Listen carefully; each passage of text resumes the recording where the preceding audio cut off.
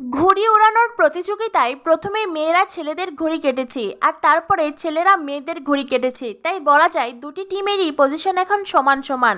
অনিমেষ বলে এইবার হবে ফাইনাল খেলা, এইবার দাদা ভাই আর বৌদির মধ্যে খেলা হবে, যেই জিতবে বিজয়ী তাকেই ঘোষণা করা হবে। তেজি সুধা কোমর বেঁধে খেলায় নেমে পড়েছে। ইমন মনে মনে ভাবতে থাকে, না না, তেজিকে কিছুতেই হারতে দেওয়া যাবে না। আজ তেজি যদি হেরে যায় তাহলে ঠাম্মি মেজিকার সামনে আমারও নাক কাটা যাবে। তখনই ইমনের মাথায় আসে একটা কুবুদ্ধি। ইমন গোলাপ গাছের ডাল ভেঙে সেটা সুধার জামার মধ্যে ঢুকিয়ে দেয়। সুধা ব্যথায় কুঁকড়ে ওঠে, কিন্তু সুধা তখনও লাটাইয়ের সুতো ছাড়েনি। আর সুধার চিৎকার শুনেই তেজ বলে, সুধা কি হলো আপনার? এই বলে তেজ লাটাই সুতো ফেলে সুধার কাছে ছুটে আসে। তেজ দেখতে পায় সুধার জামার ভেতরে গোলাপ গাছের ডাল, আর তেজ সেটা আলতো করে বের করে।